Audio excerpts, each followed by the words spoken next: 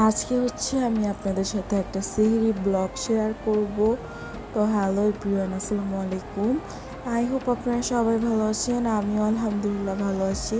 তো welcome to my new blog জয়রিয়াস ইভিড এপিসোড। তো আমাদের কোনো প্ল্যান ছিল না, কারণ আমাদের বিজনেসটা এরকম একটা বিজনেস যে ঈদের মধ্যেই এটার মেইন হুক থাকে। তো সেই জন্য আমরা রোজায় কোনো প্ল্যান থাকে না কোথাও যাওয়ার, বাট আমরা প্রতি বছরই দু একদিন বাহিরে ইফতার করি আর সেহরি টেহরি করি। তো ওই দিন আমার হাজব্যান্ড হঠাৎ করে ফোন দিল 12টার দিকে, জিজ্ঞেস করতেছে ছেলে কি করে। আমি বলতেছিলাম ওকে ঘুম পাড়াচ্ছি। দেন সে বললো আমি নিচে দাঁড়ায় আছি, তাকে ঘুম পাড়ায় তাড়াতাড়ি নিচে নামো। আমি তো পুরো কোথায় যাবা, বলতেছি তুমি নিচে নামো। তো আমি তাকে ইচ্ছে করে অনেকক্ষণ দাঁড় করে রাখছি, আর অতটা ইচ্ছা করেও না, কারণ ছেলে ঘুমাচ্ছিল না। আবার সে বাসায় আসলে ছেলে তাকে দেখে আরও ঘুমাবে না। আবার আমি একটু মেকআপ শেকআপ করছি, সাজুগুজু করছি, জানি না কেন জানি ওই দিন খুব ইচ্ছে করতেছিল সাজুগুজু করতে, দেন করলাম।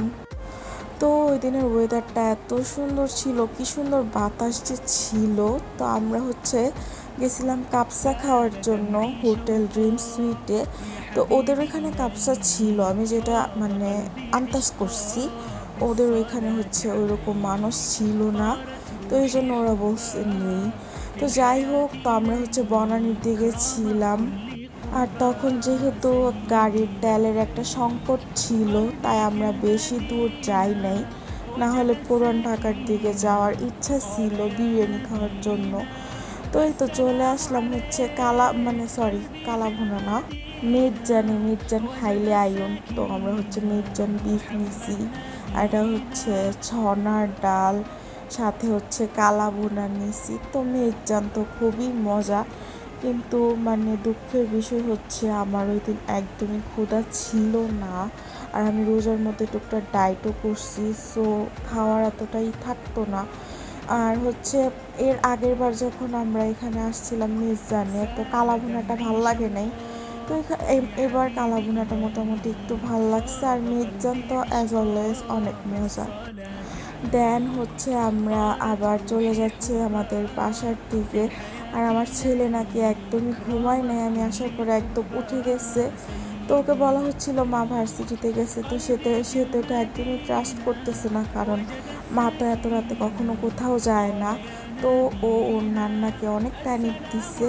তো আর আমার জামাই কফি খাবে, আবার ফজরের আজানও দিয়ে দিতেছে, অলরেডি হুজুর ডাকা শুরু করে দিচ্ছে।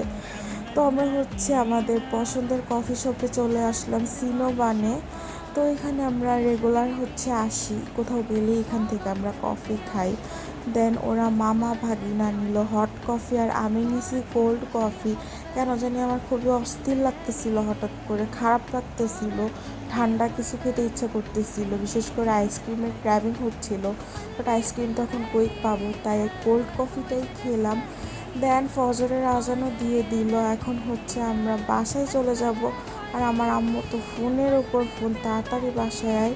তোর ছেলের জ্বালায় আমরা সেহরিও করতে পারতেছি না। তো বাসায় যেতে বেশিক্ষণ না, 10 মিনিটের মতো লাগছে, কারণ রাস্তাঘাট একদম ফাঁকা ছিল। আর আজকে আমাদের ব্লগটা আপনাদের কাছে কেমন লাগছে তা অবশ্যই কমেন্ট করবেন। তো ta-ta, bye bye, take care.